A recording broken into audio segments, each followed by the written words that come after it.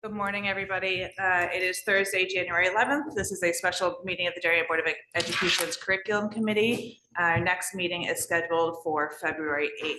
Today, we will be talking about a literacy update and more about information from the state that came down, and we will be talking about our curriculum priorities for the upcoming school year. So I will turn it over to Alan and Amy.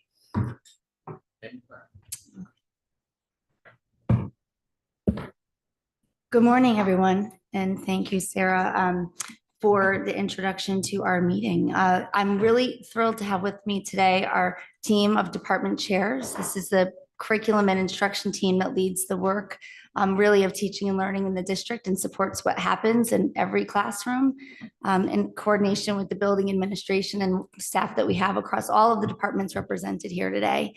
Also, Julie Droller, Director of Elementary Curriculum, and Alicia Dadd, Director of Mental Health. And we are going to start with an update on the reading waiver, and Mrs. Droller and I will take that one together. We talked a little bit about this during the Board of Education meeting earlier this week on Tuesday night. The big highlights of the meeting that we had most recently with the state are included on the slide here, that the waiver process is complete. There will be no additional more specific feedback as we've requested. We know that Dr. Adley will receive a follow-up letter from the state, and moving forward, the CSDE is available for support. We also have received some more information from the state subsequent to that meeting, and that includes some research that the state used in making their determinations about which programs might be approved. And we want to share that with you today. And we also want to share some specifics about the questions we asked the state for additional feedback regarding our waiver and their decision making. Yeah, just bring it up. Thank you. So on this slide, Michelle, can you click the link, that first link?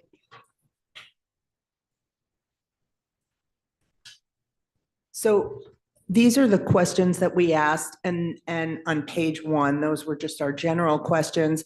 And on page 2, you can see we broke out the waiver feedback. We basically just copied it because the waiver, it was so small and difficult to read.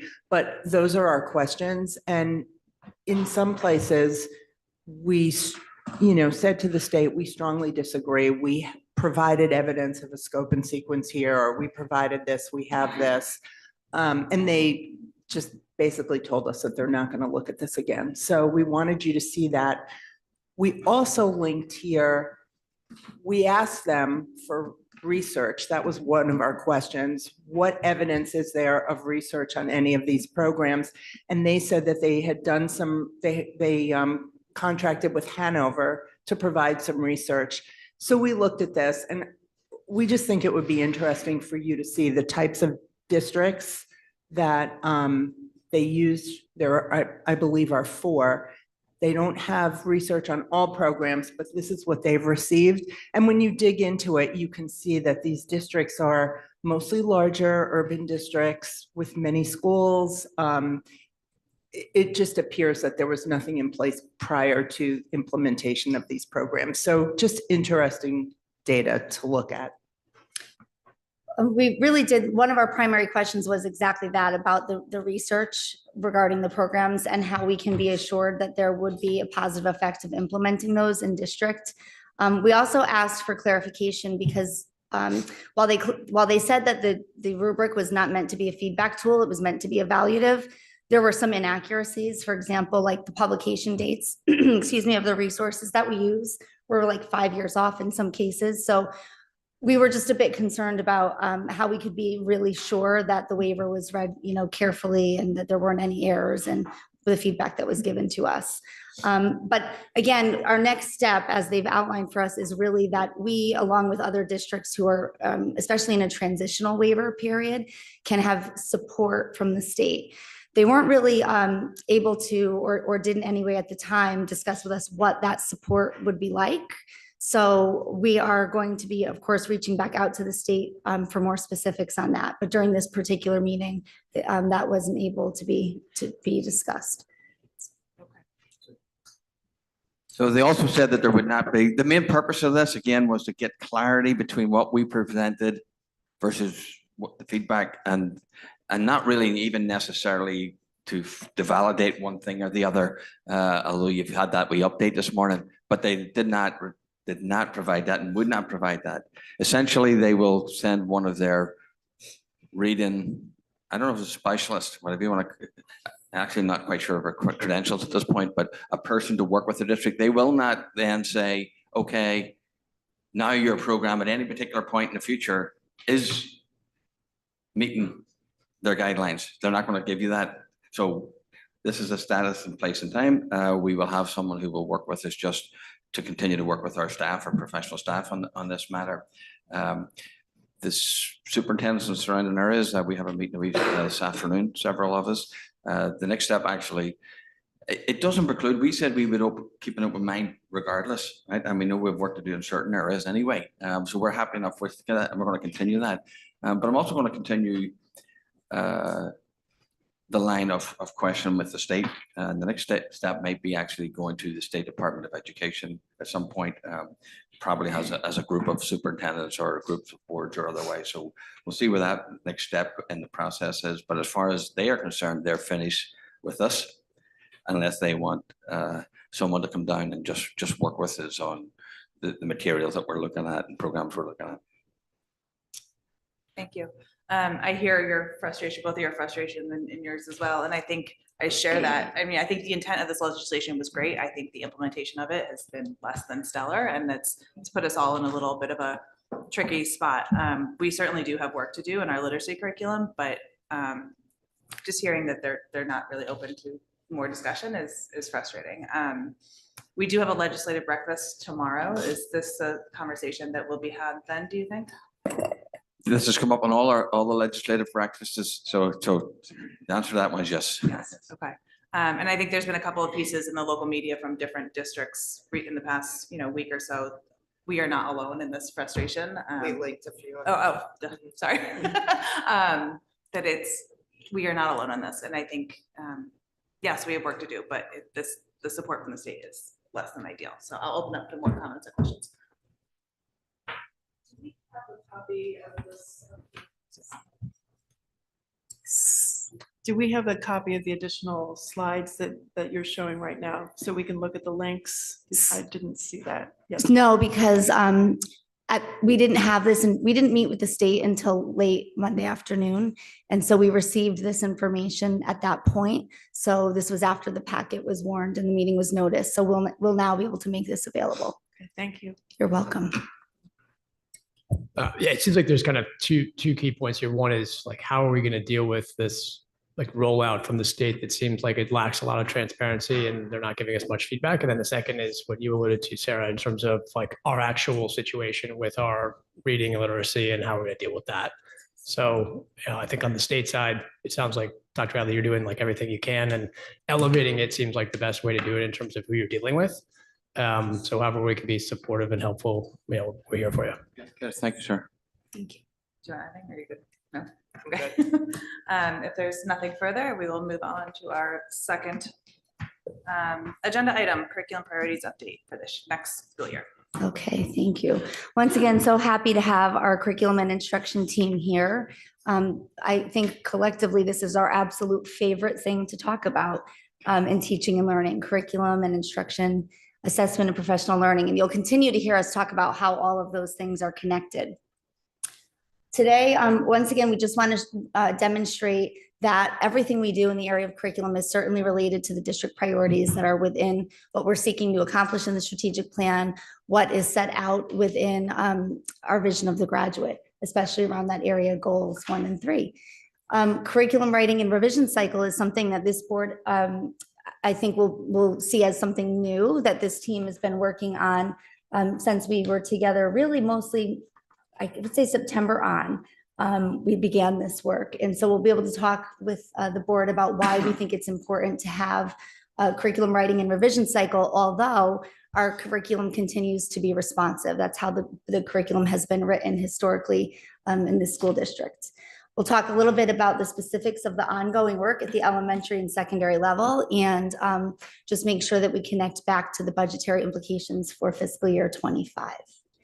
So we've already talked a little bit about this. As we enter into curriculum writing or revision, in addition to thinking about state standards, of course, we're always wanting to ensure that the curriculum is responsive to our staff and students here and meets the needs of our particular students. And we can connect that to the board members' comments today, all of you, around the literacy program, right? What the state's requiring, but also what we know will be best for our community here.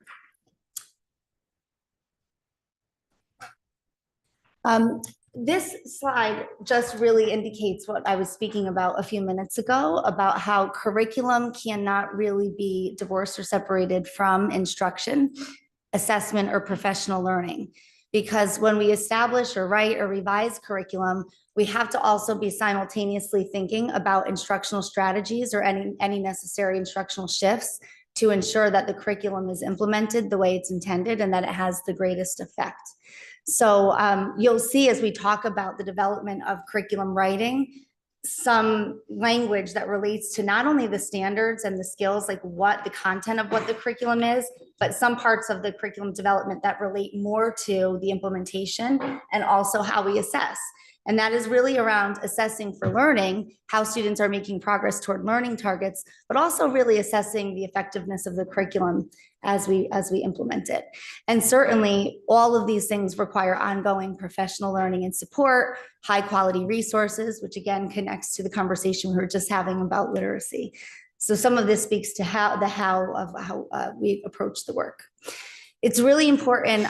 We were actually meeting with our PDEC yesterday, and one of the comments from one of the staff members who actually is at the high school was talking about professional learning and the idea of goals and objectives in our work. And she made the point, and everybody in the room agreed, that there really needs to be a very strong connection between the overarching district goals, the goals that appear at the school level, and then the teacher's personal or administrator's personal goals for professional learning, that all are intended to drive student learning outcomes. There needs to be a through line there. So this graphic represents the work of this team in the area of curriculum design for really setting a pace for curriculum writing and revision in district. So again, I want to emphasize, it's very clear to me in my short time in district that Darien is very proud of the fact that the curriculum is responsive, right? So responsive meaning there could be something that is legislated from the state, for example, like in the area of literacy. It could be that there are new standards that are developed. We'll have new standards that were just released for social studies. There could be any kind of impetus for change that requires us to have action and take action to ensure that the curriculum is relevant and rigorous for the staff and students. Something also that's important to note is that the curriculum is written here by and for our staff and with our staff. So this is not a district that simply adopts a program and thinks that a one-size-fits-all approach will work for our students and staff. We also believe that curriculum writing is a really important professional learning exercise for teachers and administrators because it helps us learn what the standards and progressions of learning require for our students. So this graphic will take us through language that's both related to EduPlanet, which is the platform for housing our curriculum, and also a rhythm of curriculum writing so that we can begin to think about how to organize ourselves across ELP through grade 12, how we can also ensure that we're pacing the work across the many departments that we have within the school system. So within the first year of writing curriculum, we seek to establish goals. And I'm going to go back and forth between these two slides because I added a little bit more information here that I think is maybe helpful for the board and our community. So part one or stage one of writing curriculum happens the first year of curriculum writing. And these would be some primary driving questions that curriculum writing teams would consider in developing that portion of the curricula. So it's the idea of what do we want students, big picture, to be able to learn and do, to take away as a result of their learning and experience within the course and units. How do we, this is a very critical and important one, how can we ensure that students, we've identified the skills, standards, and knowledge that we want them to be able to transfer, right? Because learning is cumulative and builds upon itself.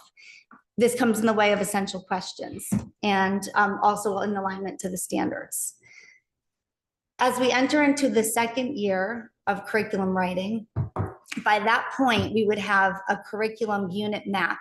It can be referred to.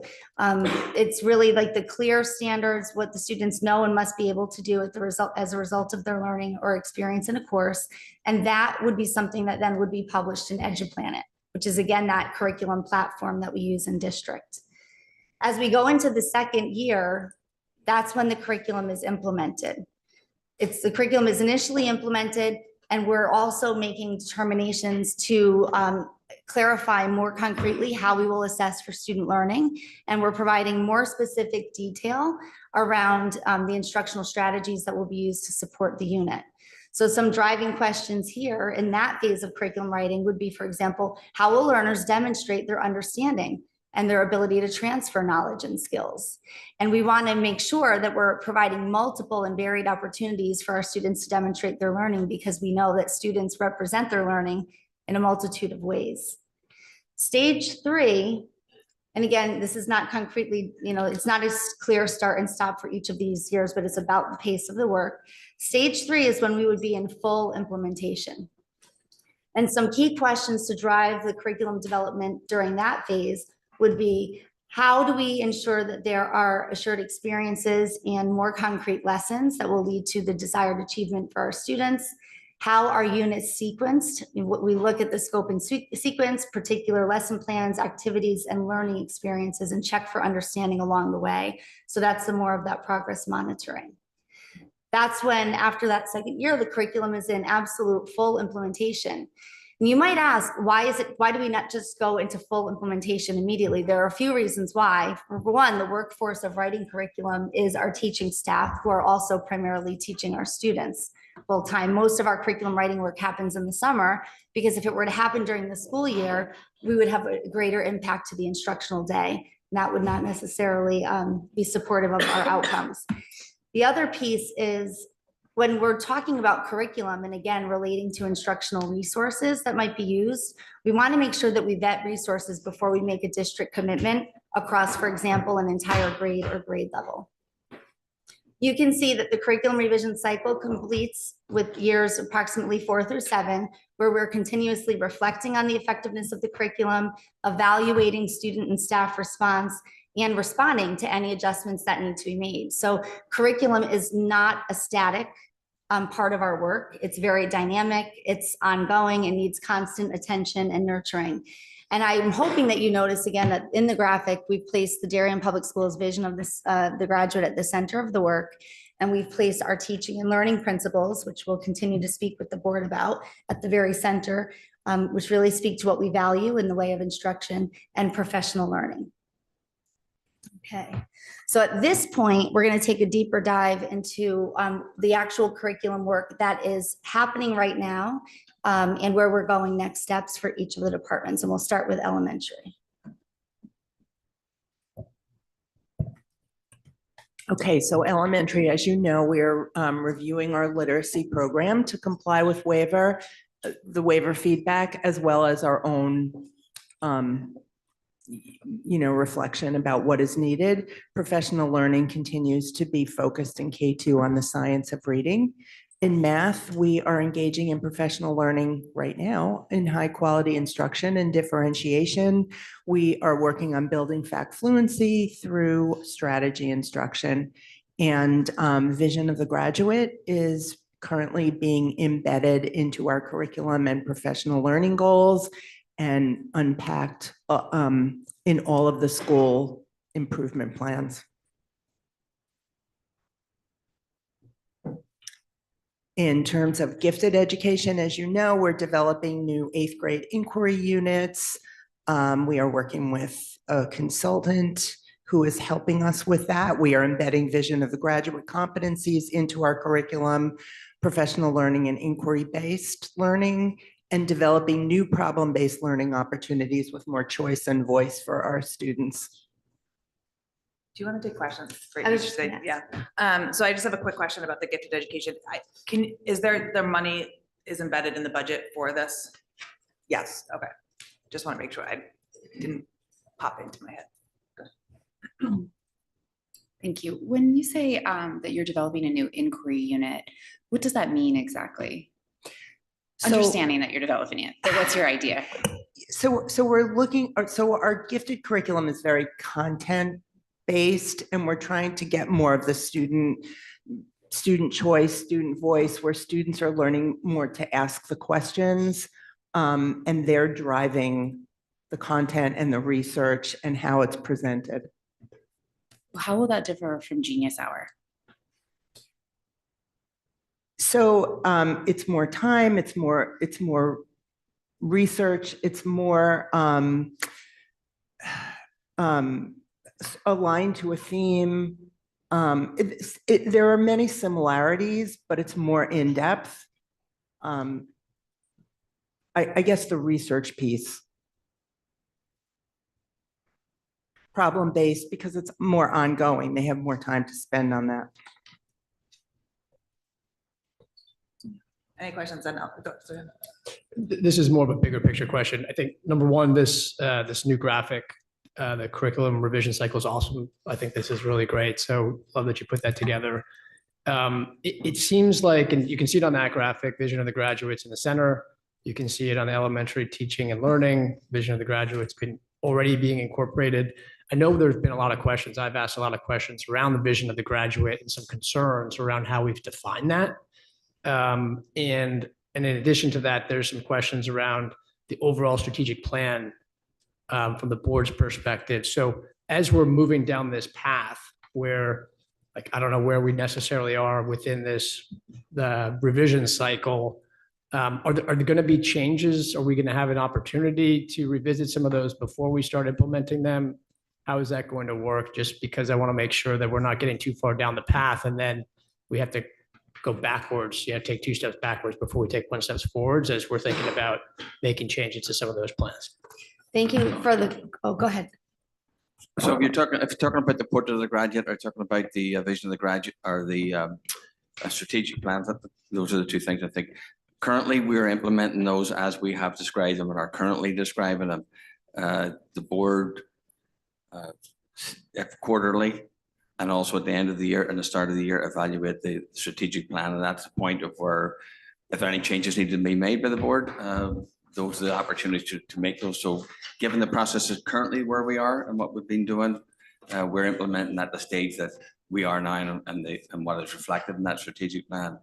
Again, the board will continue to review that, and it's a live document the same way as a curriculum is live. So if there are things or modifications along the way, we would do that. But at the moment we have made some changes along the way, and we're currently implementing the status that we have right now.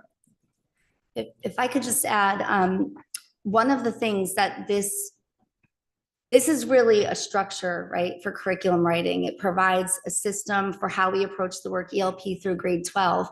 And this should help us start to pace the work as well, right? Because if we wanted to write curriculum in every area, it wouldn't be sustainable from a human resource perspective or even from a budgetary perspective. So something like this should help us kind of predict through a budget cycle, where is curriculum in a healthy place versus where is there an impetus for change? Sometimes we can plan for an impetus for change. Other times it's kind of given to us, right? Through legislation, et cetera. But this would help us to predict out 7 years, roughly, where we think there should be increased costs in different departments because of the pace of curriculum work. And it should also ensure that we don't end up having curricula on a shelf as it used to be now in an e-file that, is outdated and hasn't been looked at intended to. So this graphic is intended to not only support the work from a teaching and learning perspective, but also from a human resource, staffing, and budgetary perspective. Can I add something to that? Mr. Gramling, I think your question was about how do we ensure that the curriculum that is being written is aligned to the vision of the graduate, because the words are right in the middle. And so this is at the center of our work. If you go back to the circle where you see publish, that will actually mean that the work that has been done in year 1 in UBD stage 1 is published. And in the work that we do with our colleagues and that our colleagues do with us, the people that are actually writing the curriculum, have to, the vision of the graduate standards are embedded into EduPlanet 21, and we actually have to physically go in and check off those standards of the vision of the graduate that are met in the course of the course, I guess, through the work that students will be doing. So it's a way not only for teachers to ensure that that work is happening, but for students to know that the work that I do in this class is aligned to the person that I am becoming as I move through the Darien Public Schools. So you'll actually be able to see that explicitly there in the standards of the course. Yeah, mine was also more related to what Dr. Adley was referring to in terms of like I've asked questions around the vision of the graduate. Like, as I read it, I've been surprised. I mean, a student could graduate from Darien High School without excelling in any extracurricular, sports, music, arts, and could have all D grades. And it would still be consistent with what we think is the vision of the graduate. I think that parents don't expect that. They expect some level of excellence somewhere within either academics or extracurriculars. And so filtering that into the vision of the graduate to me is critical.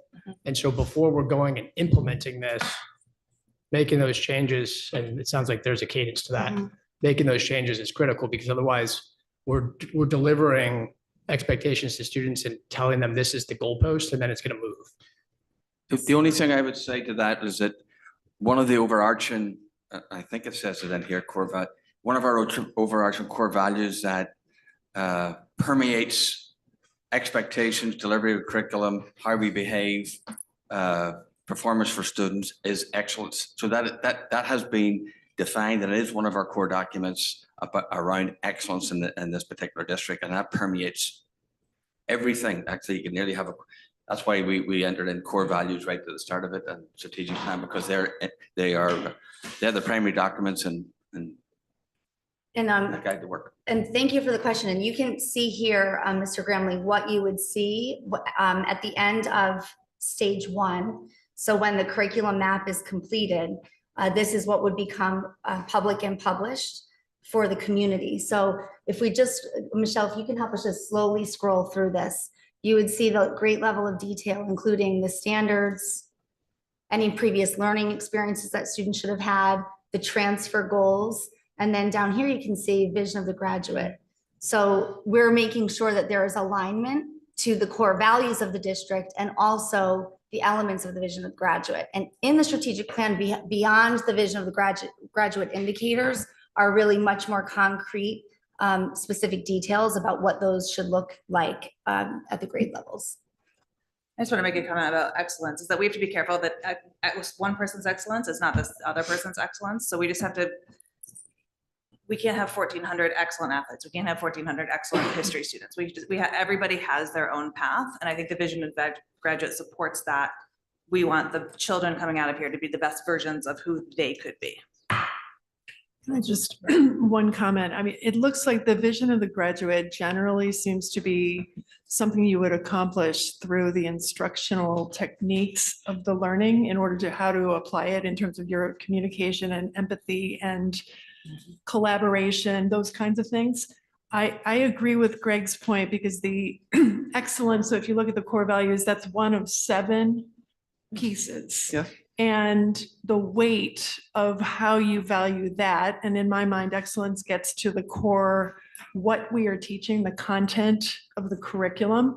I would just want to make sure that the content of the curriculum, whether that's in history or science or English, continues to have the excellence that we have had in past years in terms of what is covered and what it is expected that the students learn, so that in our efforts to actually incorporate more pieces of the vision of the graduate, we are not taking away from the actual content that we are expecting the kids to learn and be assessed on by the time they graduate. Because all of these 7 core values and all of the pieces of the vision of the graduate, in my mind, probably take some time to actually incorporate into the curriculum in terms of your instructional practice. And I would just want to make sure that the content is continuing to be as in-depth and detailed and, for instance, with vocabulary and like learning grammar and learning how to write an essay and learning how to research, that we're not taking away from the core content in our efforts to achieve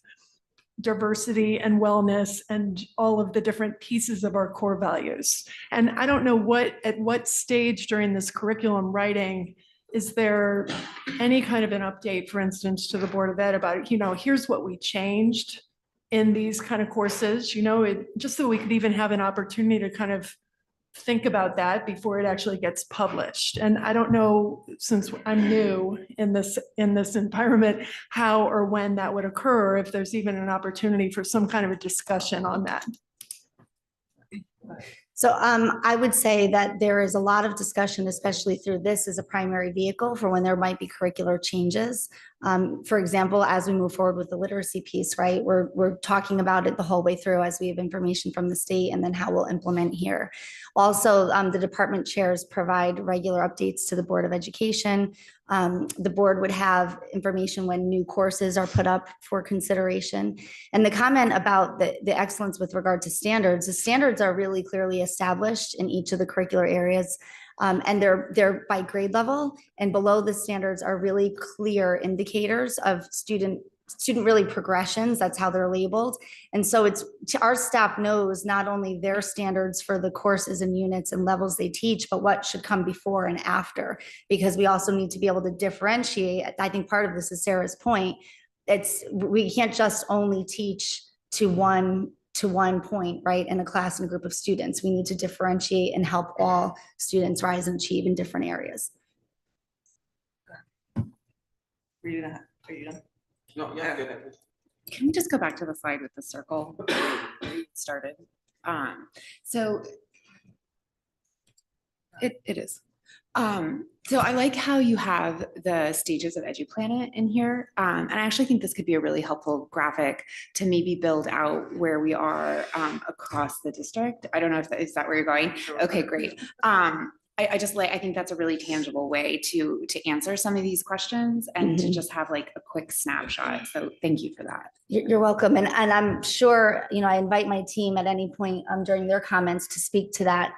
For me, being new to this school community, the school system, it's been really helpful to see, again, the 30,000 foot view. We can't just be looking at, 9th grade social studies, right? We have to be thinking, even with the work in the area of literacy right now, that is not just early literacy work, that there's a continuum and a learning progression there. So this is helping us pace the work through all grade levels and all departments. And we're very clear on where the unit development is for every single course that's currently in place and where we're going. So we can very clearly answer board questions around the progress and development within departments and courses and what's on the horizon. So should also be our planning tool, right? All right. Are we good, Mrs. Parent? Yes, go ahead. Okay, go. All right, science is up.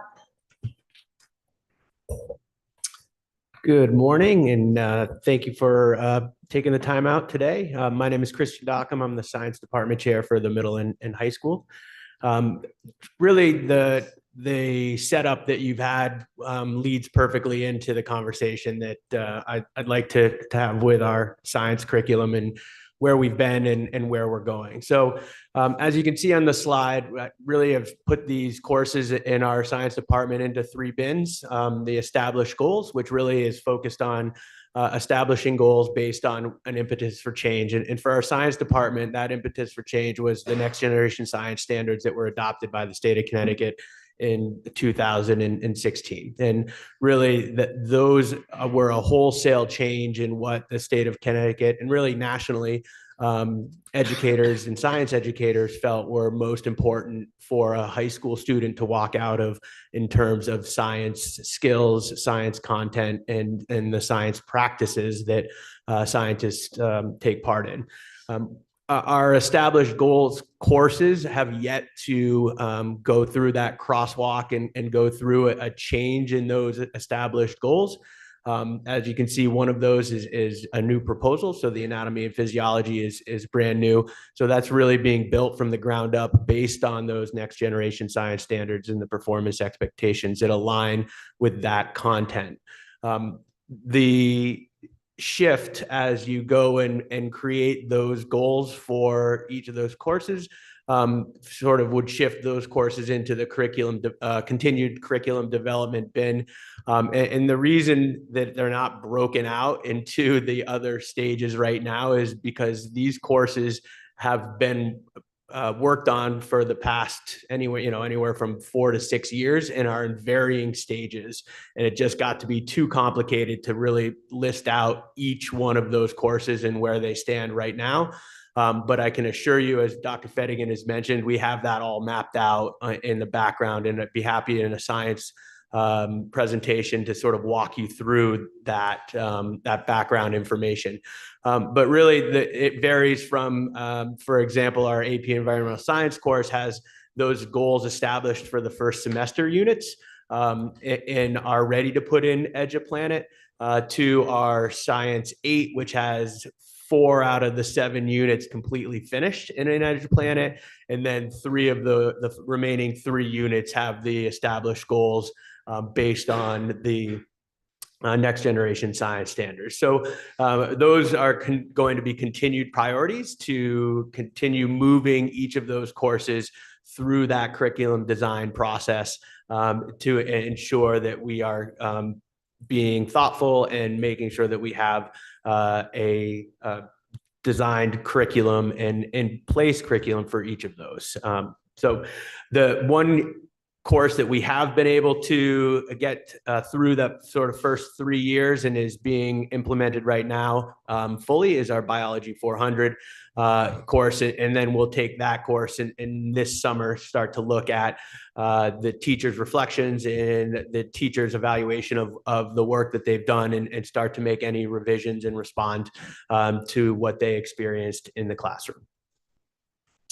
Our professional learning priorities moving forward over the course of this year and into next year really support those courses that have moved from the assessment phase, so stage 2, into the full implementation phase, and looking at the instructional practices that both support the science and engineering practices, the cross-cutting concepts, but also those competencies within the vision of the graduate. And so I want to make it clear that we are utilizing our standards and the content and skills within the standards, making sure that our students have full access to all of that content and all of those skills, while also implementing instruction that supports the competencies of the vision of the graduate. So by using phenomena in the classroom, we're asking students to really think about what's happening in their real world and make connections to the real world, asking questions, being able to come up with a scientific-based question and then utilize the lessons in the course to have students answer their own questions.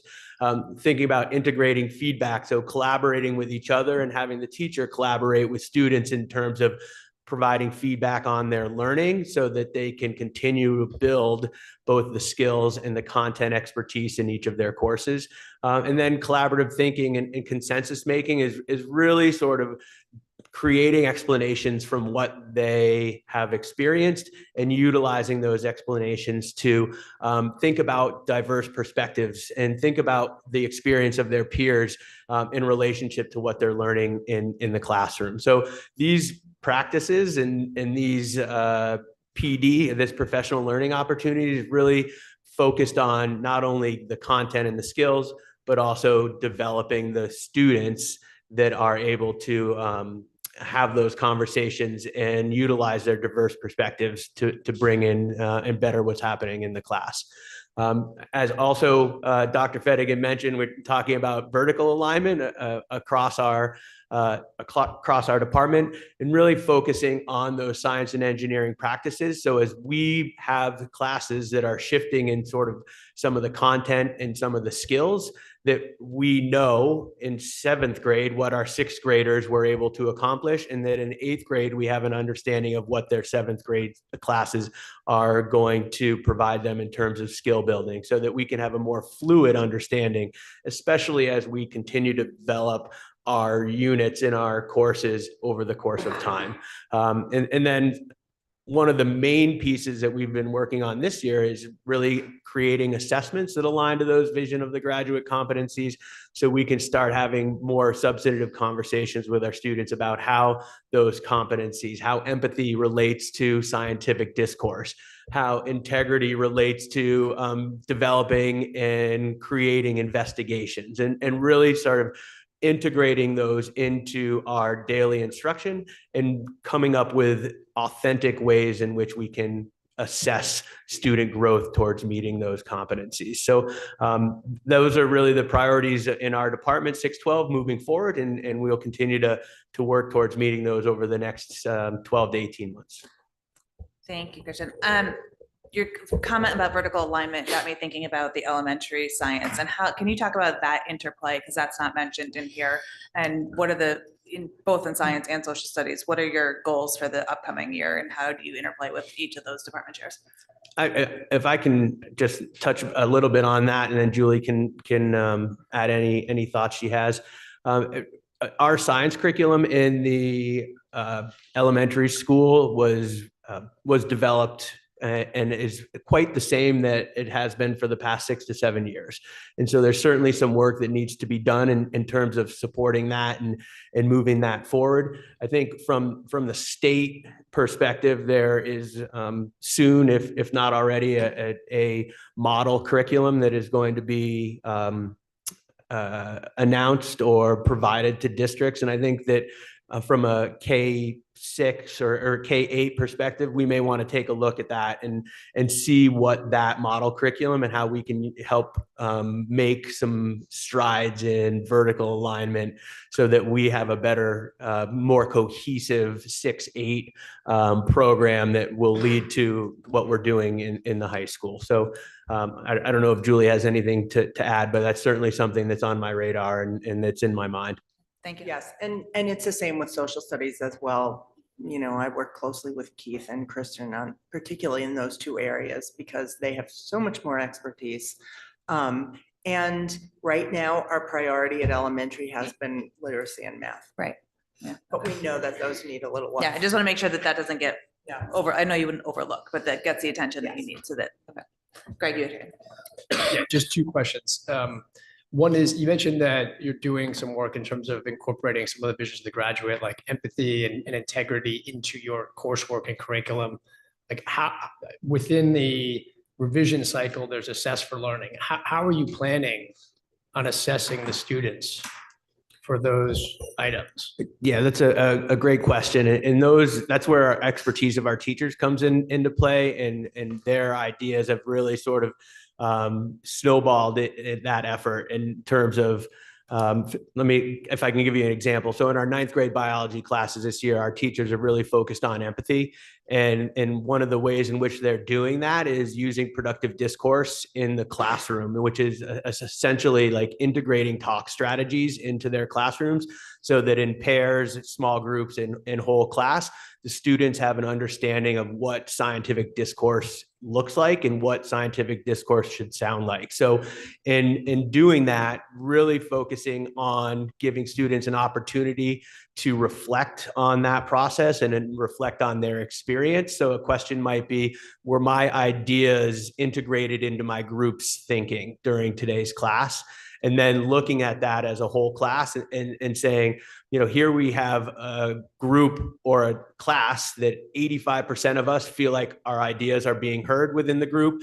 That means that 15% of us are still not necessarily having that feeling that our ideas are being taken into the group think, so to speak. So really highlighting those areas of growth in our classrooms and providing the opportunity for students to reflect on those, that instruction and those opportunities in the classroom. So are there measurable objectives to define success?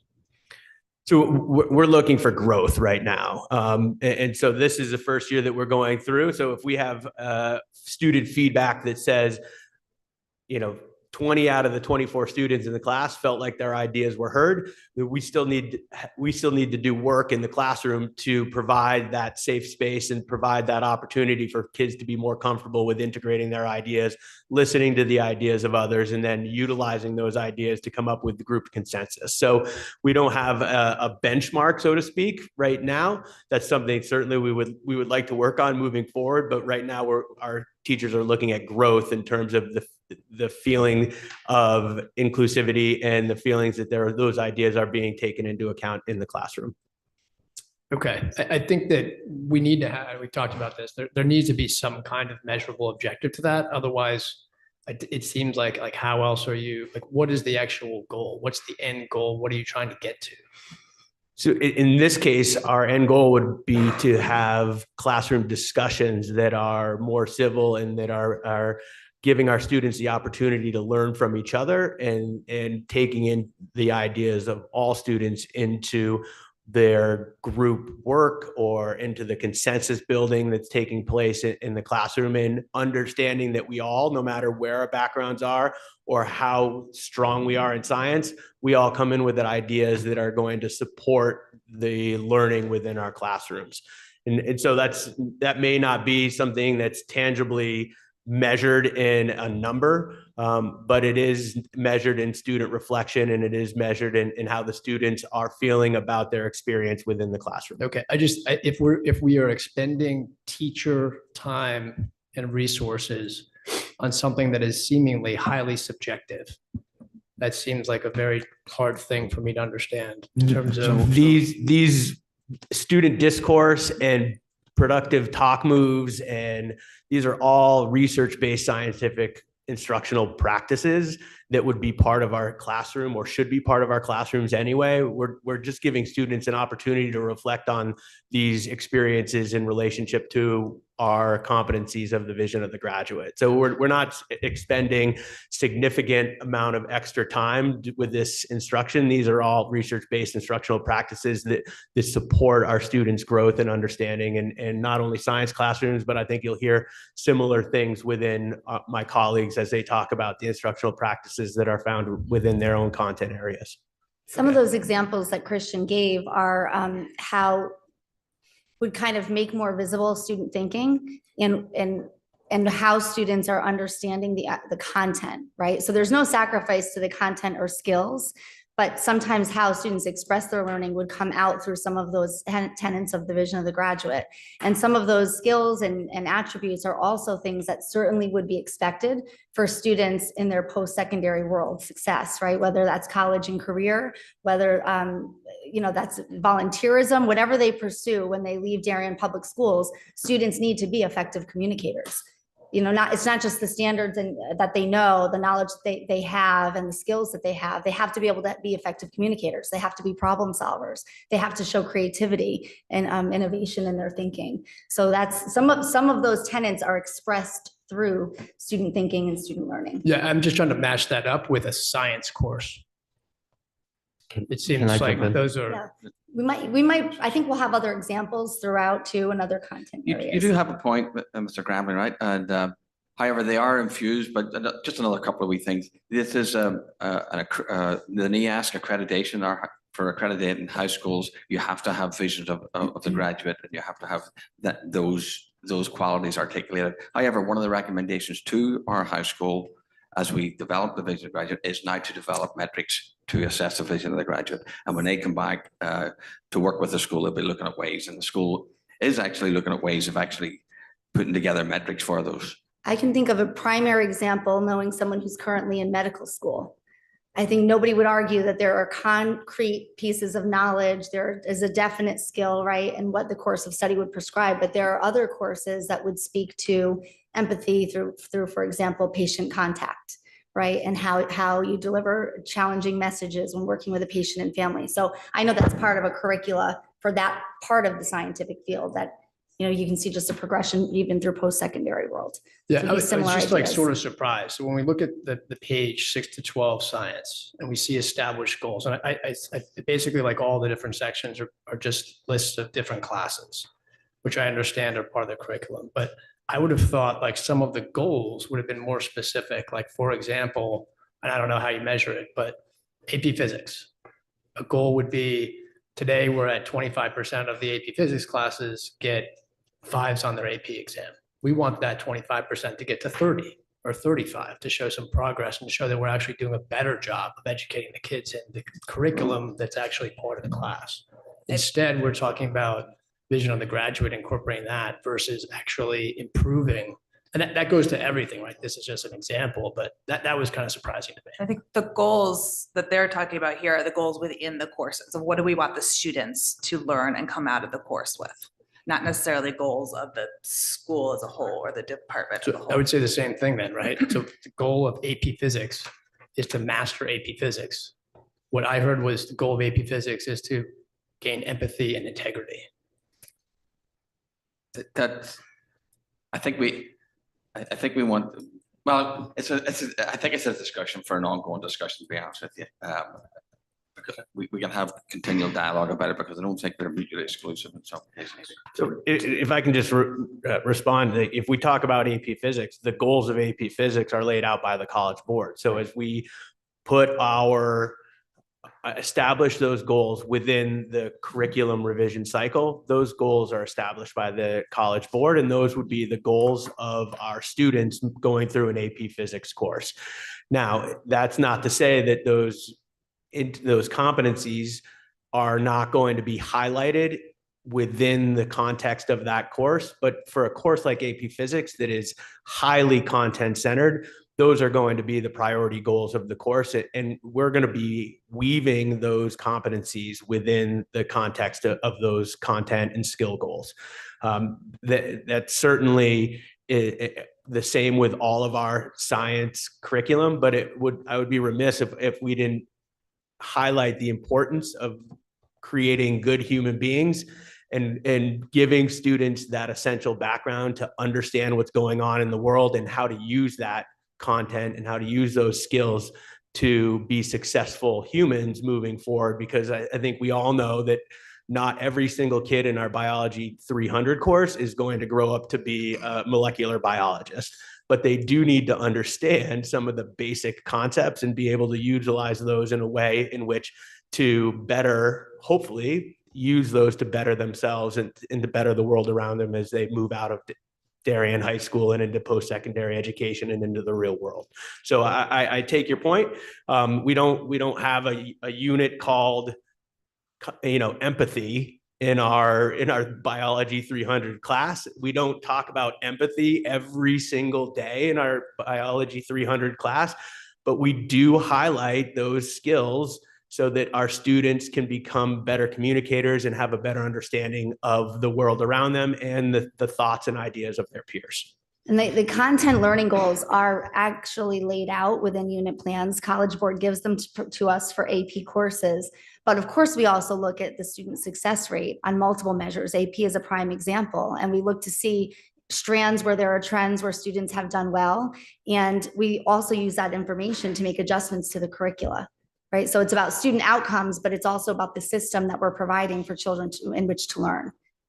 The question of how the vision of a graduate intersects with our classrooms has been asked more than once, as is how do we measure and assess the success of vision of a graduate. So I would suggest that while I don't want to cut off robust and important discussion, I think it's something that we should identify as a specific item and figure out where, Sarah, it belongs for an explicit discussion. It will likely belong just, and it's already scheduled in an update to the NAC accreditation visit, because that's explicitly where it is. Okay. Good. Thank you. I want to make sure that we're not being reductionary here. I think it's important to notice that the title of this slide is professional learning and instructional practices. Like in no way is what's on this slide an outline of the content that our children will be tested on. Like this is something that is embedded within, just like when we talk about language skills and communication, those are embedded across all of our classes, right? This is why some of the benefits of a team model is that at the middle school that we can be talking about concurrent vocabulary within classes so that children have multiple disciplines and opportunities to talk about things. And I think that this, what you're explaining, Mr. Dockham, I think that this becomes more apparent when you have students in high school. I can tell you, in talking to my high school student, who's in the middle of midterms right now and is studying, you know, he will tell me that he has a midterm in world history today, and there's a massive amount of content, and that he needs to know about all the wars in Russia and in China, right? Like that's what he's studying. But then if I ask him about his day, he might also tell me that within that class, there's a participation component to the grade, and that you're expected to speak at least 3 times. Those are the embedded things I think that Mr. Dockham is talking about. Do you ask questions in class? Can you listen to someone else's question and consider their point, even if it differs from yours? That's not what's on the test. That's not what the kids are walking away with in terms of grades and competence. Well, it is with competencies, but it's embedded. So I just want to make sure that we're not being reductionary in thinking that a sub goal of the class takes away from the actual content learning. Can I just kind of adding on to what Katie's saying? They also are doing group projects more and more. They're doing oral kind of presentations as opposed to just a written multiple choice test. There are a lot of written kind of, you know, free answer things. So, I mean, I think, again, it is embedded, but what I have seen is that there's an increased focus on helping the students to actually achieve all of those different skills, which really is important in terms of how you educate someone. It's not just being able to get 100 on a multiple choice test. So, I mean, that's at least been my experience, and I have 3 high school students. So I think it's really skill-based, but we are teaching the content. Yeah. Thank you, Robin. Okay, we'll keep going. Christina Mauricio for 612 World Languages. Hi. So what I'm presenting here are the curriculum priorities for next year, but also there is a significant amount of information about what's going on this year and what has happened in the past embedded in the slide. So for next year, we're looking to establish goals, obviously in Mandarin 8, because next year will be the first cohort of students that will be in this class. Also to establish goals for all 4 levels of Latin at the high school and the last 2 years of Mandarin at DHS. However, also in this line of Mandarin, we'll then have to talk about what will happen to the sequencing in the program once the students from 8th grade reach the high school. So my anticipation is that we will still continue to offer Mandarin 1 as we do in all of our languages. We offer an introductory course a year 1, but the sequencing will change once that cohort of kids arrives at the high school. And this would be, if you're thinking back to the awesome graphic that we made, this would be stage 1 in that pie chart. Then for continued curriculum development, it looks like a pretty short list, but there are actually 16 courses here. There are 31 different courses in the World Language Department 612. So this is a list of 16 courses that move into phase 2, which I would venture to say is probably the most in-depth as well as the most critical phase of work, because this is where you of course establish goals for the course in stage 1, but then you move into the design of the assured experiences, and that is where your measurables come in. So how do we know that the students have achieved the goals that we've set out for the class? And these would be what we would call assured experiences that all teachers of the course would deliver to their students, and all students in the course would then participate in. And if you look at the list, it makes sense because the Mandarin 6 started last year. This year we're in Mandarin 7. So we obviously have which is the second year of Mandarin at the middle school. We have a very well-established series of goals and content goals for the class. But now we're actually moving on to, does this work? And how do we measure that it's working? ASL 1, obviously, it's the first year of the class, but I actually worked very closely with the teacher that is now teaching ASL 1 at the high school. So we did a lot of the establishing of goals over the summer and in the very beginning of September. So this course is actually ahead. They move into that continued curriculum development phase because it'll be the second year of the class. And then French 1 and 2, 3 honors, 4 honors. So this is French at the high school, the beginning stages of Spanish at the high school.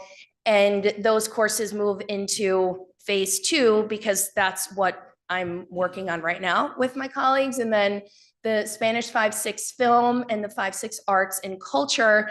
If you recall from last year when Ellen Dunn and I presented the split of this class and why we were splitting the 5th year of Spanish into 5 and 6. We did so in order to offer more choices for students in their 4th year if they are not continuing on the sequence of AP. However, you don't see AP on here because, like Mr. Dockham said, this is the AP courses have a specific syllabus that they have to follow. In world language, you actually get to choose and then pass an audit. So we don't list those courses here because the curriculum is rather prescriptive, and I'll talk about that in a minute. But the little asterisk here is related to the early college experience through UConn. We were able to pass the initial phase of we would like to do this. This is our course.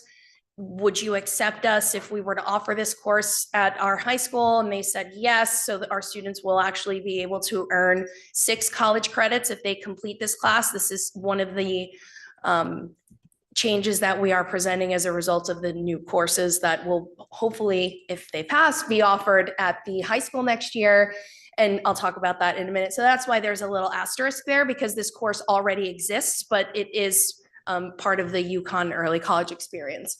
So this will be the continued curriculum development work for next year. And then the courses that are in full implementation right now, Spanish 6 and 7, French 7 and 8, and Mandarin 6. So this is a very middle school heavy list of courses because this is where we've done the most curriculum work. This is the base of our students that are moving through the program, especially when you have a program like ours that is proficiency based, where the results are evidenced by how many students earn the seal of biliteracy now when they graduate from high school. And so these courses are in full implementation because the curriculum has been revised, it's done, the assured experiences are there. And now we actually move into phase 3, which is the design of specific lessons. First we do this and then we do this. Last time we did this, but now we have to move it first. This is a lot of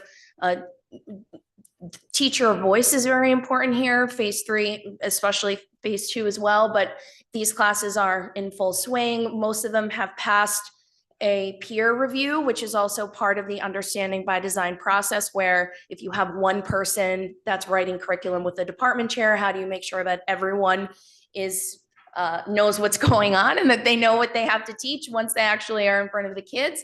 And so this is in a really good place, as well as reflect, evaluate, and respond, which would be stage 4, years 4, 5, 6, and 7. These classes, and it would make sense that these are the classes that are here because these are the pilot classes that I chose in the 2020, 2021 school year when we were tasked with choosing a course in which to design a unit and work with teachers and see if this will work. So that was 4 years ago, and now we're in stage 4. So that's that. And we also, there was a Christian, you brought up a great point about the impetus for change. And that's really the starting point of all of this. There were several of impeti, that would be the plural of impetus in Latin. There were several of them in world language. There was a necessity to be very detailed, to go in depth, because in 2016 is when the state said in 2017 schools have to offer a pathway to earn the seal of biliteracy. So then there was a lot of backwards work with, well, how do we do that without having state world language standards? But thankfully, we also had a charge to align our curricula across classes and across languages to the American Council on the Teaching of Foreign Languages standards for language learning. So we were able to do that rather quickly. There was also an addition of several languages, more time at the elementary school, more time at the middle school. So it was almost like a perfect storm of all these things that happened in order for us to be able to implement these changes and do so pretty quickly, but not sacrificing that detail and that depth that is necessary. And our units are organized 1 unit, 1 marking period, which is roughly 9 to 10 weeks, which allows our teachers as well as our students to be able to spend a lot of time on one particular theme. And I'll talk more about this when I present to the board in a few months. But there was also a charge to increase access to AP classes. So we started with 40 students, and last year we had, in 2016, 2017, we started with 40, and last year we had 221. So this is my colleagues, the curriculum design, those were the charges that we had to be able to move forward in making these changes. So for next year's professional learning, the integrated performance assessment, design and implementation, I could spend 4 hours explaining what one of these is, but just to give everyone a little bit of an idea, this would be a summative assessment to determine whether someone is able to meet the proficiency goals of the course. So yes, we obviously have vision of the graduate goals, but there is a proficiency goal. Once you've spent a certain amount of time in the class, you should be able to do X thing.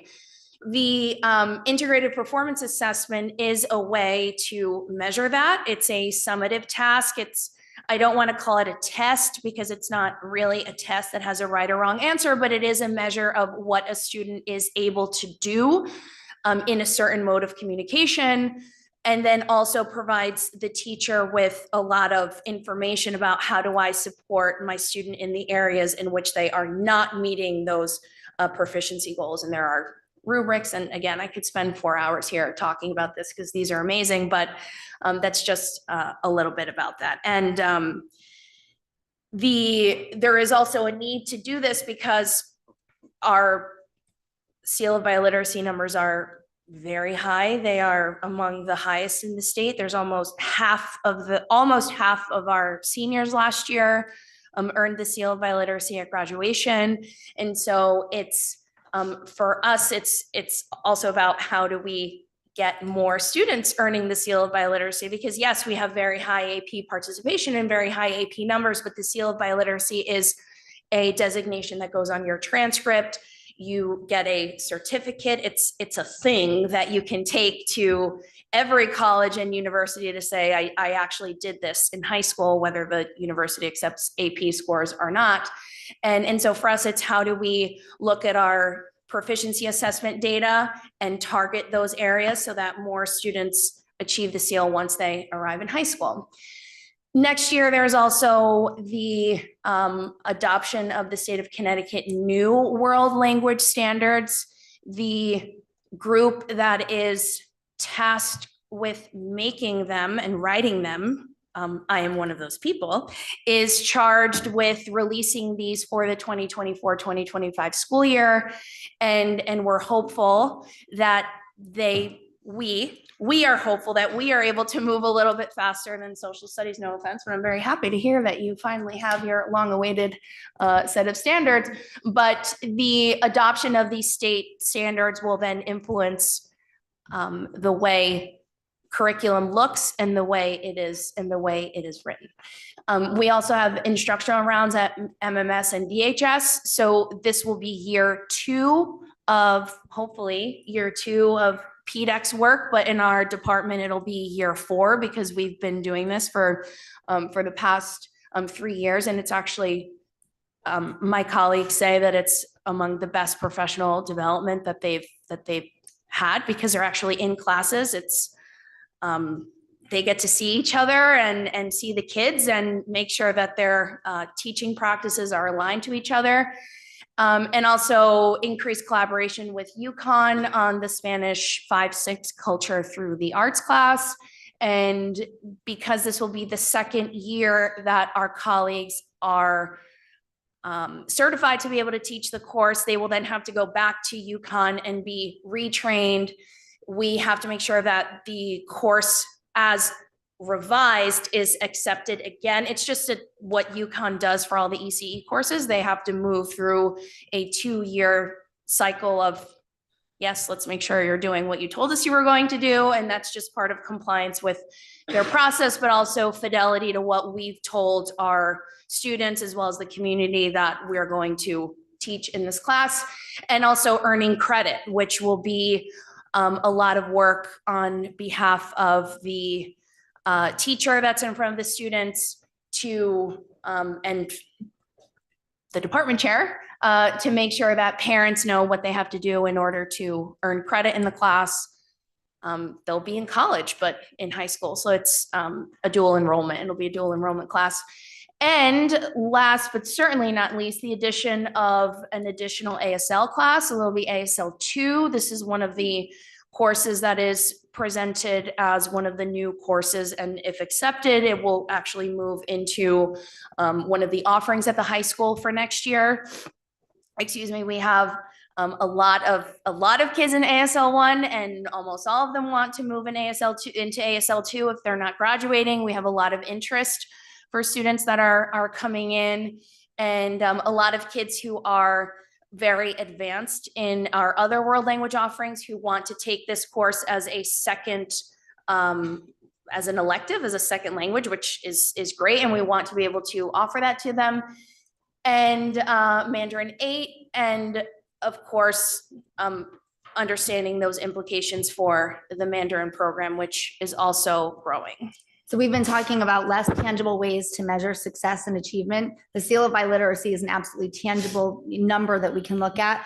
We've had 154 seniors earn the seal of biliteracy in 2023 across 8 languages, which represents a 100% increase from 2018 when we had close to 100% when we had 82 students.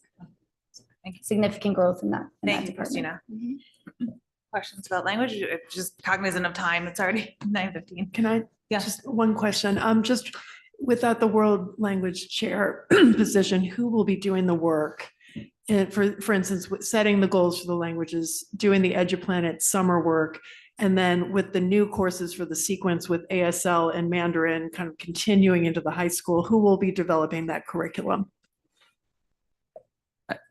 In deference, respectfully, I'll just ask that if you want to keep in, you can, but I just be respectful for the question.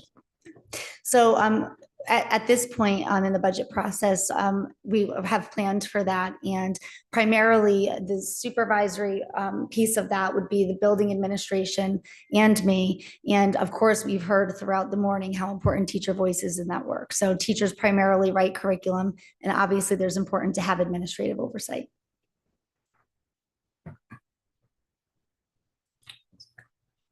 All right, Keith. Okay, good morning, everyone. So on the left side here, you can see these are the 5 courses that we're looking to establish goals and do some of that stage 1 work this summer. You can see Christina was talking about some of the AP courses. While those are quite large and there's quite a bit of content behind them, the nice thing is that they are largely laid out from the College Board. So we'll have a lot of that we'll be able to utilize. That should also allow us to have the time, manpower to continue to develop some of the courses that you see at the right there. Those are courses that we've worked on, have largely done most of the stage 1 work for, and we'll continue to move on through the stage 2 assessment, focus on assessments, focus on learning plans. So I'm excited that we'll be able to really give it a good go this summer and get a lot done. The AP Psychology course I'll highlight, that's one of our newly approved courses. So one of the things that we'll also have to do there is have some of our teachers, at least one, if not two, attend the College Board summer sessions to get them up to speed with what the course, all that the course requires, and the test that comes at the end, obviously, is an important part of that. So we're excited to continue with our curriculum work. You have a brief list here, and then on the next slide, you can see some of the focus that we have as a department. On the left are what I call our instructional practices, the things that we're working on in our professional development, our department meeting times. These things come out of mid-year and end-of-year meetings that I have with teachers. So as I go through the 31 of those meetings that will take place in just a couple of weeks, there are clear trends that come out of that. And so last year, one of the ones that we focused on was this idea of promoting student independence, wanting students to feel like they have more agency and that they can be more independent as learners. That's something that we have started to work on and will continue to work on moving forward. As other departments have said, we're continuing to embed the vision of the graduate work into our coursework. And I would just highlight here that the content that we teach is the vehicle through which we teach the skills. And there aren't times where we are saying, let's pause talking about history and put this aside, and now we're going to do vision of the graduate work. It becomes very embedded. And just as a quick example, this is something that I'd be happy to develop further for my annual departmental update to the board and give some more concrete examples of this. When students are writing papers for us, that deals quite a bit, obviously, with the effectiveness of their communication. We can also embed creativity in that, because we don't just want to have a recitation of what's already been said. We want them to take a creative argument to put forward a thesis that's new, at least new to them, to find evidence that would support that. That's also going to deal with curiosity. So a lot of it gets embedded in the tasks that we give students. It doesn't become an additional thing that we're doing, but it's rolled in with some of our other work. And lastly, AI in the social studies classroom, which is something that we started off in August talking about as a department, and we're still wanting to learn more about. It's something that's here to stay, I think, for quite some time, and so we want to find a way to live with it. But we also want to be careful that we give students the right direction to use with it, that we also aren't introducing it to them too soon, and we're doing it in appropriate ways, and finding ways to use this with integrity. So that's something that we're still continuing to learn about and we'll continue to work on. On the right-hand side, you can see some of our other professional learning that we'll be doing, as I mentioned before, getting prepared for our AP Psychology course. We're also going to be taking a look at our course offerings, particularly our transition from grade 8 to grade 9 and our grade 9 course Western Civ, and contemplating the implications of an honors Western Civ course and what that would look like. We also will be, as Christina had mentioned, in October, we were very excited to finally get our state standards released. We actually, in our November Professional Development Day, did an initial review of them, and we're going to continue with that process. We'll actually be doing a little bit more work tomorrow on our next PD day that we have. And so we'll identify areas that may need some development or revision and work on that. And then the last bullet probably seems a bit redundant, but it's different. Not necessarily in the content standards that were released, but as parts of other pieces of state legislation.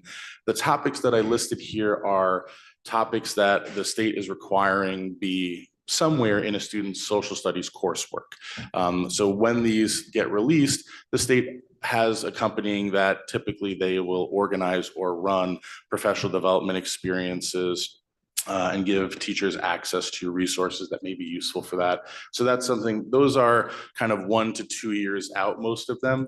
But that's something that we're going to keep an eye on, and Ms. Droller and I actually will likely be at a regional social studies meeting in the next couple of weeks where we'll get an update on that and get a little bit more information. So. Great. Thank you, Keith. Question about the standards, the new standards, and I know you haven't delved deeply into them. Do you have a sense of how much revision you'll have to do? I feel really good about it, and I don't want to talk too quickly. Just for what it's worth, the way we did it this last PD day in November was I had each grade level looking at the standards that correlate to their coursework and going through, reading through them, identifying anything that you feel like this is something that we have to develop further, this is something that's missing. And I had a lot of thumbs up and a lot of feeling like there's maybe a couple of things that we don't emphasize as much as is in this document. But at this point, I feel pretty confident saying there's no overhauls or anything like that that are needed. We feel really good about the courses that we have, and we feel really good. The content that the state included in that is helpful though. And that's a layer that obviously we are just getting. So that'll be another part that we will add in the coming years, hopefully starting this June, into our curriculum documents. So we have and one last point, I'll be very quick, is that right now we have inquiry standards that we use that are in our curriculum document, but then we'll also be adding in the content standards that are what was just recently released. Thank you. Questions? Just to clarify, so no, you don't think there's any new courses that need to be added? As a result of the standards or just in general? Yeah. No, as a result of the standards, definitely not. If anything, it would really just be identifying smaller pieces. Really, it would be like adding something to a class. I think they're very small typically. Got it. Thank you. Any other socialist questions? Okay, moving on to math. Hi, everybody. I'm Ronnie Rodier, math chair. Our focus has been on implementing, if you could go back to the other side. Yeah, thanks. On implementing thinking classroom instructional practices. We've initiated our journey with this professional development at the start of the year, where the math departments at the middle and high school immerse themselves in learning experiences centered around these practices and developing opportunities for our students. Tomorrow's session will serve as an additional opportunity for teachers to further enhance these skills and integrate them into our curriculum for the upcoming semester. The thinking classroom teaching practices foster higher level mathematical mindsets of perseverance, accountability, and problem solving, which are organically nurtured, aligning seamlessly with the vision of the graduate competencies. And just to provide a concrete example, like my colleagues did regarding this in math, pre-calculus students this year were provided with authentic details of a land parcel in Darien. And faced with limited information, their challenge was to ascertain the parcel's boundaries and area accurately to ensure proper application of tax rates. A strong sense of directional aptitude became imperative. Students exercised autonomy in determining their approach to the problem and planning their steps for resolution. So this cognitive task not only nurtured their thinking abilities, but also aligned with the vision of the graduate competencies, fostering creativity, collaboration, curiosity, and effective communication. Looking forward, our department's roadmap includes continuing this good work for our students and embedding more vision of the graduate opportunities and assessments, just like the one that I just shared in our units. We plan to foster collaborative and student-centered learning through instructional rounds within our department, enabling us to glean best practices from each other. We will also begin to explore the integration of new AI tools in the math classroom. This is a fast-growing field, recognizing its potential as a valuable educational resource. Our commitment to curriculum development remains strong with a focus on advancing ongoing courses judiciously. We are forming a committee comprising of both high school and middle school teachers to evaluate a potential primary resource next year for the middle school classes, all levels, considering options both within and beyond our current DIRG. This is in response to our impending 5-year license expiration next year. Simultaneously, we'll be advocating for the reclassification of accelerated geometry in the high school curriculum to honors geometry. And this shift necessitates careful curriculum adjustments, a task we're prepared to undertake with diligence. And you can see from the slides our courses listed. I won't read them to you, but in general, the first is stage 1, the second stage 2, and the last stage 3. Thanks. In established goals, the last one says college math. What does that mean? College math is actually a course. Oh, sorry. Yes. Okay. Pretty self-explanatory. Thank you, Mary. All right, Francis.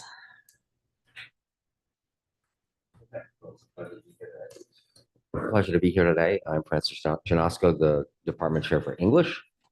And actually, is there a way, Michelle, to start with the other slide? That one, yes, please.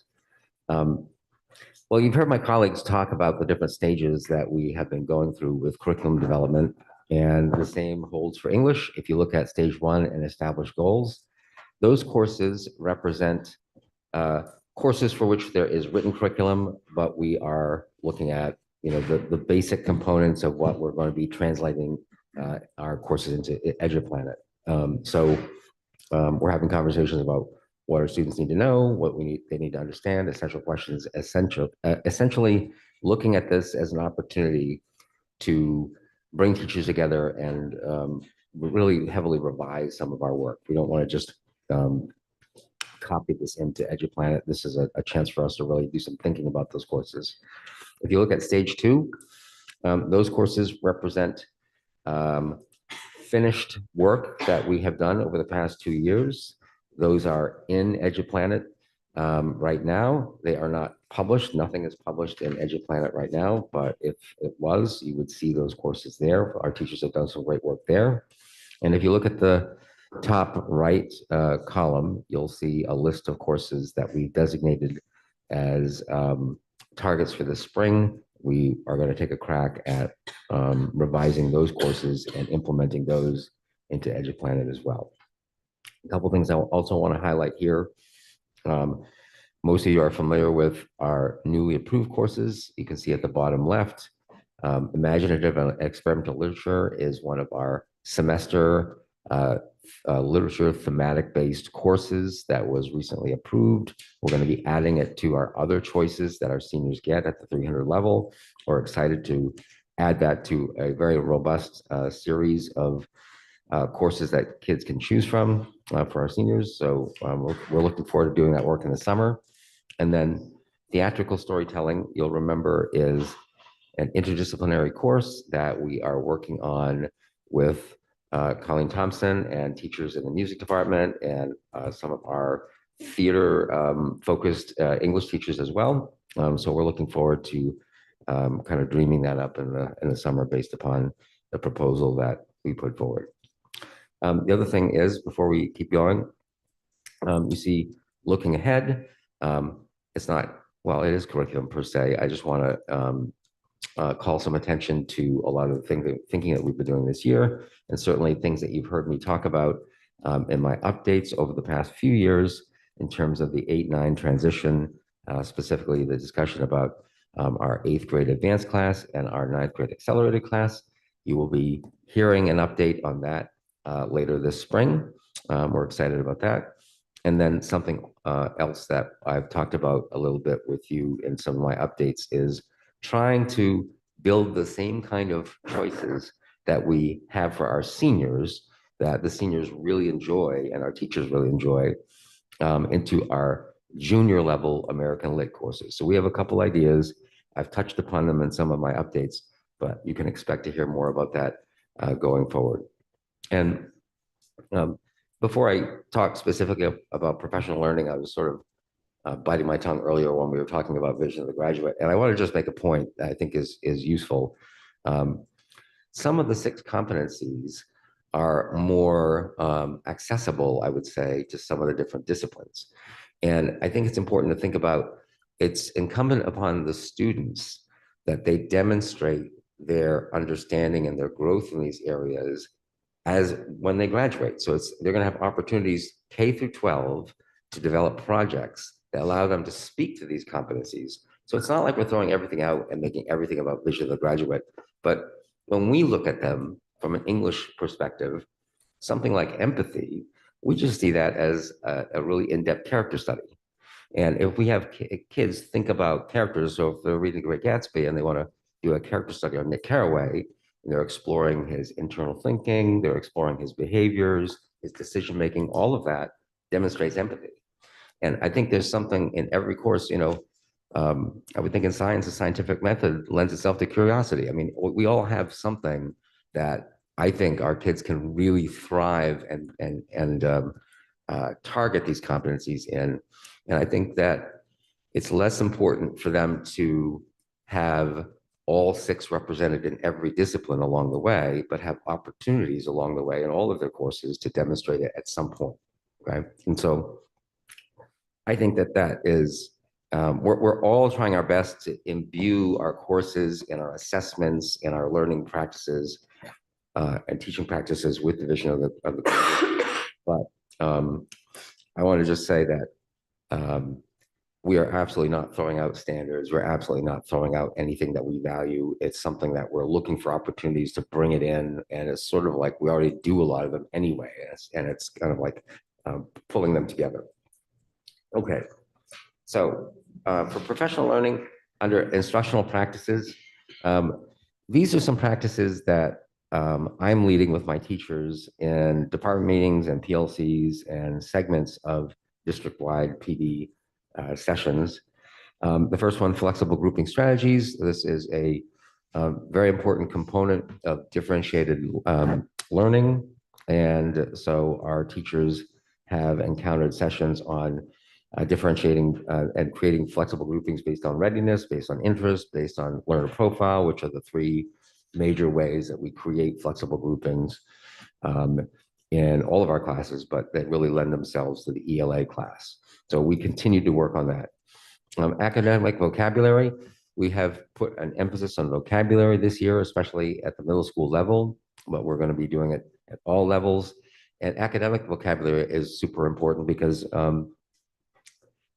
I would have you think about like, what are the terms that are transferable throughout the grade levels that aren't necessarily rooted in an individual text.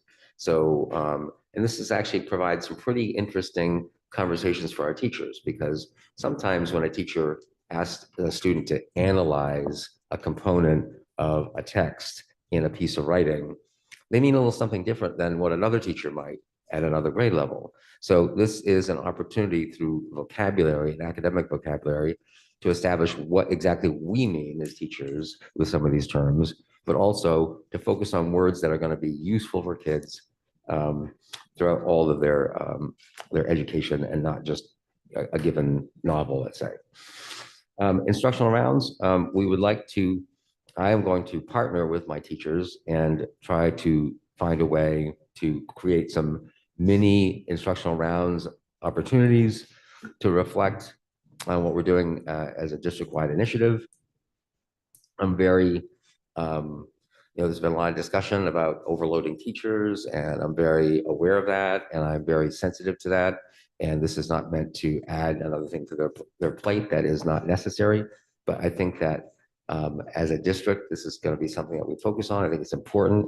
I think if we can do it from an English point of view that also has some of the basic tenets in place of what we're doing as a district, I think our teachers are going to thrive. And we're going to start small and build up from there. And then one interesting thing you might that I expect to be talking about probably next year is working with some high school teachers on developing a writer's manual for students as a resource. But once again, sometimes getting teachers together to create something for students is really a professional development opportunity in disguise. And that's really how I'm looking at it. It's a chance for our department to think about what they value and some of the approaches and make it more cohesive. Finally, at the bottom, you've heard me talk over the past couple of years about our approach to professional learning in English 6 through 12. And so what we've done is create expertise groups whereby teachers are presented with a list of important instructional practices in English and they have made choices. I have provided them with resources and scholarship and research to support their investigation of those topics and subjects. And then they are, using them in the classroom and reporting out to their peers about how they're going. I will say that I don't think I've really done anything in my 7 years in this role that has had the impact of this. I think if you had a chance to talk to my teachers, you would see that. And when I do an update in March, I believe I'm on for March, I will provide some examples from some of the teachers of what they've learned and the impact on students. Okay. Thanks, Francis. Questions about English? Katie? Thank you. My apologies. I actually have to leave in a few minutes. I have a class at 10. So this is really for all the department chairs. Just a couple of overarching thoughts. I'm curious to know, and I'm sure this exists somewhere, but if possibly we could see it at a future date, I'd love to see some of the developmental paths. Some of the classes that you guys have listed sound fascinating to me, like environmental science and Spanish and art and culture. And I'm just curious to know kind of like what the requirements are and at what opportunities students have to take those electives, kind of what you were talking about, Mr. Janosko, about embedding some of that choice into junior year, not just senior. So I'd love to just see kind of like a flow chart of how those work. And then generally speaking, I'm also curious about, just in thinking about how all of our learners access curriculum and how we work together between the middle school and the high school. And I'm curious to know how universal design for learning plays into this. Any thoughts on co-teaching into other classes at the middle school level? Currently it's math and English, but might there be room for science and social studies? How might that play in when we hear from teachers that they're spread thin, when we hear that classroom makeup has a lot to do with the differentiation and the task on teachers? I'm interested to hear about your thoughts on how that might play out. I'm curious to know about also how we might provide additional resources to students in terms of potentially recording lectures at the high school level that could be used both for maybe students who need extra review and support, students who are missing classes, and even honors classes that have, incredibly difficult content and fast pace. I know this is something done at a university level. And I know that our students experience a lot of stress at the high school. I've heard conversations about how we have students coming to school who are sick because they just don't think that they can miss and make up. And so I'm curious how we might better support students being able to have access to those materials when they're not able to attend an in-person lecture. I know that's a lot, but for another time, just as you guys come back to us and as you think about developing your courses. And I'm sorry to have to leave. These are my favorite discussions. I would stay here all day and talk with you all. Thanks, Katie. Just one question, kind of getting to your point about academic vocabulary, which I think is a really, really relevant kind of thing. How do you ensure that there's consistency between English classes, for instance, English 9, in terms of giving the students the vocabulary and learning to, do a literary analysis? How do you ensure that they have the actual vocabulary as a resource? Because sometimes it seems that some teachers just assume that they know it, whereas other teachers will be very concrete in giving them the different tools. And I'm curious how you plan to kind of ensure that that happens. It really sounds like the question is about whether or not teachers actually explain assignments, right? I mean, and, I would say that we certainly have conversations at the department level to make sure that we are teaching into assignments and not assigning assignments, right? One of the expertise areas is on innovative writing assignments. And what that's all about is trying to explore writing assignments that ask kids to do the same kind of thinking and writing strategies, writing maneuvers, I'll call them, that they would in, say, an analysis of Lord of the Flies, okay? And the purpose is, and I hope you'll really think about this, because if a student struggles with their reading on Lord of the Flies, and then we ask them to do a piece of writing on it, it's no longer really measuring writing skills. It's sort of that the reading is going to be what undermines the writing performance. And so what I'm trying to push teachers to do is see that there is a writing unit after a reading unit, and let's find ways to make sure that we're measuring students' writing progress and not basically penalizing them twice for writing and reading, which is a tricky conversation. But I think it's, well worth it. The end result may be that some of the innovative writing assignments won't look like some of the academic writing assignments that we're all familiar with. But if we do it right, they're going to be doing the same thinking work, the same writing work, and work on those same skills. So, it's an area that we talk about. It's an area that we value, and certainly one of our groups is really devoting their entire PD year toward it. Moving on, we are in the land of mental health. We are. So mine is a little bit different, obviously, curriculum versus also like supporting the curriculum, which I think is an important thing we consider. All of the wonderful curriculum that's being created. It's also, as we've heard consistently, is how do we have students who are ready to hear and absorb the curriculum? So when we talk about kids who are anxious or need to pay attention, their awareness of what do I need to do to be able to absorb all of this amazing curriculum.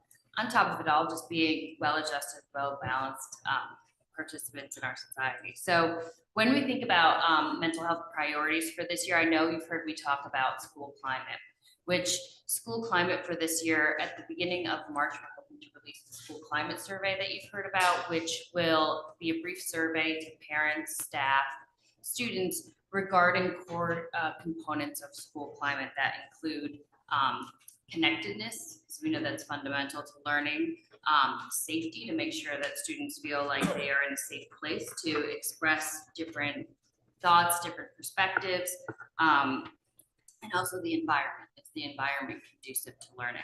So as we get that data, we'll also have consultation to our team about how to best use that data through the National School Climate. And from there will also come for next year, our school climate improvement plans for each building. So each building will take that data and look at where our strengths are and where there might be additional needs. Along with that school climate, there's a new state mandate also around restorative practices. So we're going through that training. The state offered 4 additional training dates between now and the end of the year. And that's really looking at discipline practices, but also you think about it at a younger age, we also often tell kids to make sure they apologize to one another. Whereas this is how do we build empathy for the other person when there may be an issue of bullying or cheating or something that has a restorative piece. So they not only have the discipline, but they have a teachable moment to consider the impact of their actions either on others or for their long-term growth. Ruler, we've heard about over the past couple of years. There's 4 key anchors to Ruler. Last year, we rolled out the mood meter and the charter. So those continue this year, and it looks different depending on kindergarten and actually before that, even in early learning, all the way through 12th grade. Through that, we have continued professional learning. They have a robust online learning community where you can share ways in which you've taught and adaptations based on what's developmentally appropriate. So we have the online platform. We are also using brief amount of time at faculty meetings to discuss the rollout of the other 2 anchors, which is the meta moment, which is really helping students understand what is my best version of myself, including what does it look like when I'm a ready learner. I'm focused, I'm engaged. If I'm struggling, what are things that I should strive towards to be able to access my education? And engage with peers, engage with family. And then school climate meeting. So the adaptation of Ruler may be a little bit different depending on the building, the classroom, the needs. So for example, 4th and 5th graders might have issues related more to peer engagement. We're seeing some competitiveness emerge a little bit more. So at that school climate meetings, we'll look at what the issues are within that building or that level, and then determine if there's additional supports that might be needed through Ruler. Responsive classroom, again, is another approach. It's got some tenets such as creating a morning meeting that facilitates and supports a secure and safe school environment. So it might be checking in with kids, creating community connection when we talk about kids engaging in peer activity, group activities, how they're able to navigate interacting with one another.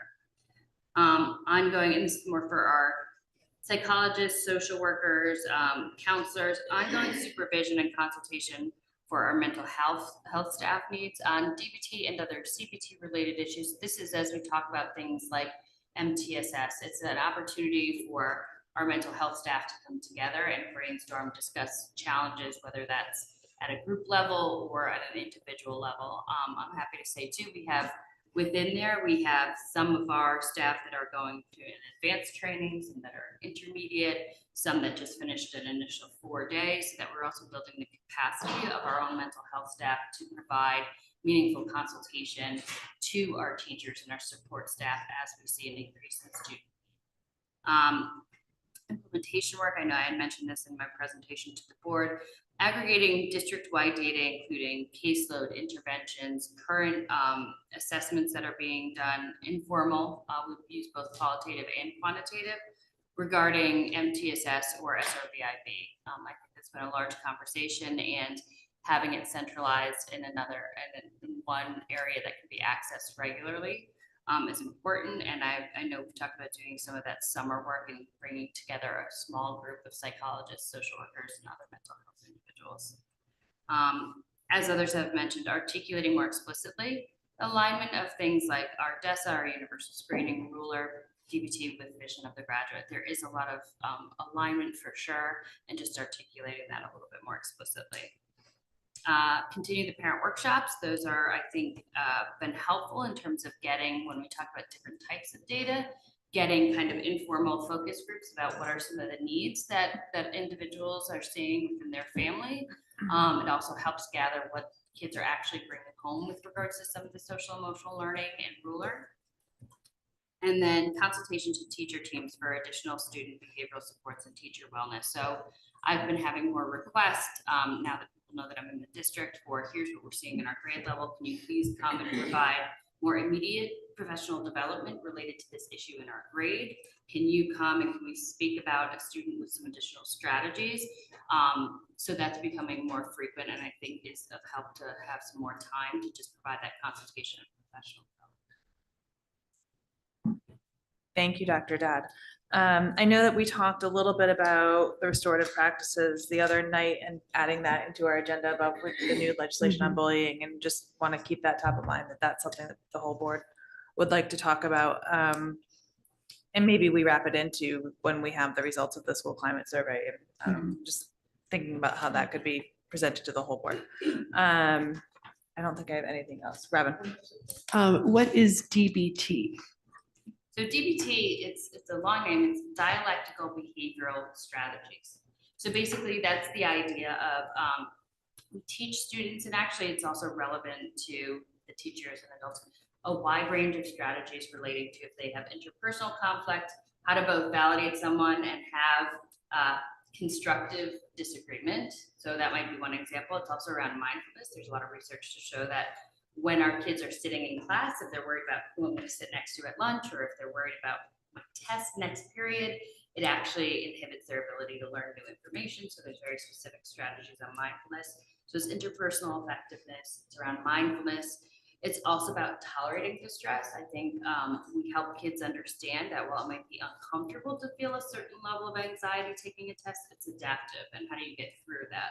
It might actually help you focus. So they're very concrete skills related on also things like emotion regulation. So recognizing the connection between, say, for example, sleep and eating habits and our ability to be fully present and regulate our emotions.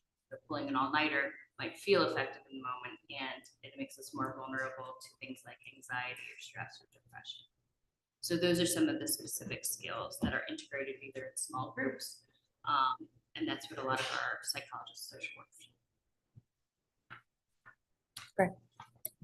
We've had some conversations at the board level around the presence of smartphones as it relates to mental health and anxieties related to social media and other things. Does that play into some of your priorities for this year? Whether it be as it relates to setting, I know we need to figure out whether we're going to set a broader policy related to cell phones, which is not currently in the schools, but any insight that you have into what you're seeing at the student level in terms of the access to this throughout the day, how that's impacting their mental health.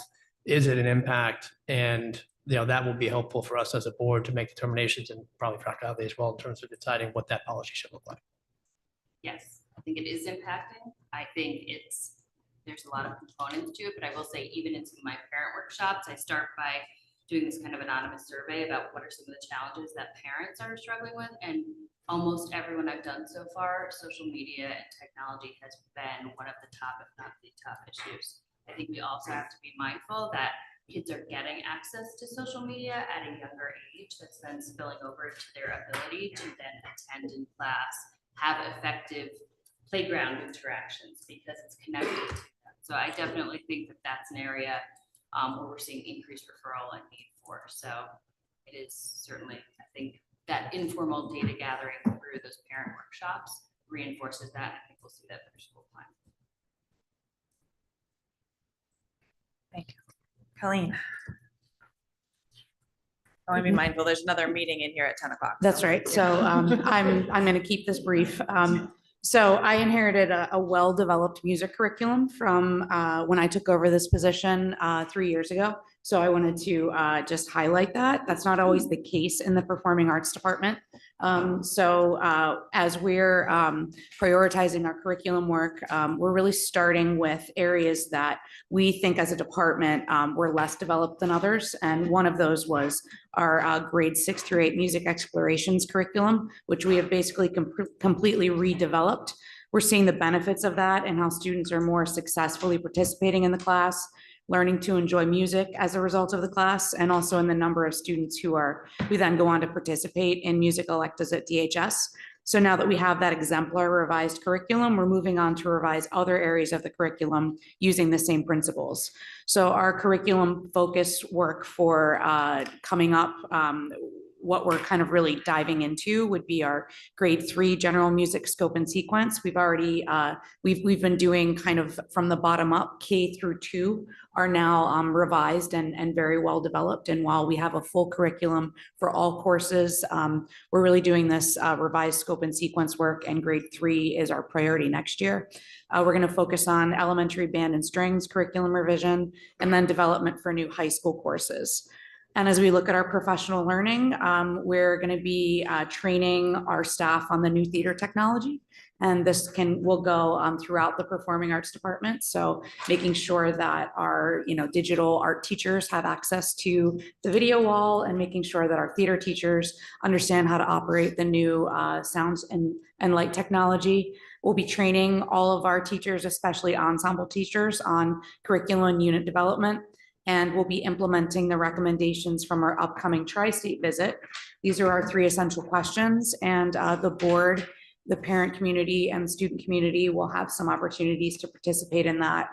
Invitations will be going out for participation in the next few days. So we look forward to what comes out of the visit, and you can see that vision of the graduate is a part of that. And as Francis said, music and the arts are well positioned to take on some of the competencies that you might not see in some of the more academic core standards-based, everybody has to take it to graduate courses. So, we're looking at embedding creativity and empathy and integrity more intentionally into our curriculum. And that means that students who come out of Darien High School having taken an arts elective, and I say arts, music, theater, visual art, will have those experiences throughout their curriculum, not just in their core classes. Thank you. Remind us when Tri-State is, the end of the month. Tri-State is January 31st, which is a Wednesday, through February 2nd, which is a Friday. Perfect. And we'll Soon. have, Thank you. Yeah. Okay, So I just want to thank this team. Clearly, their work reflects the work that happens day in and day out inside each of our schools, inside each of our classrooms. The work of teaching and learning, namely curriculum and instruction, is really the backbone and foundation, I would say, heart of a school system. It's why we're here in service to children, their learning and growth. You will just notice in the budget book, a very clear articulation of the curriculum priorities broken down by what's going to be for EduPlanet Stage 1 and then ongoing curriculum development by course. And also a list of the new courses that are proposed, approved, and awaiting final decision with the budget process. So we thank you for your great questions today, and we'll certainly take those back as we continue our work moving forward. thank you. So, sorry, go ahead.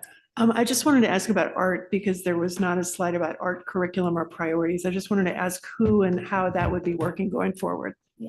So as we've indicated, art will be facilitated primarily through the vision and leadership of the Director of Visual and Performing Arts. We certainly have art curriculum in place. We did not describe every curricular area today. For example, technology education is another area that we didn't go into great depth, which includes some of our business courses, computer courses, et cetera. But certainly those follow the same mapping and trajectory as this. Thanks. We could talk for hours and hours and hours. There's a lot for this. So I appreciate your time. This has been a long meeting. Is there any public comment today? Anyone in person would like to participate? There are no raised hands at this time online. Okay, thank you. May I have a motion to adjourn? Greg, seconded by Robin, all in favor. Thank you very much. Have a good day.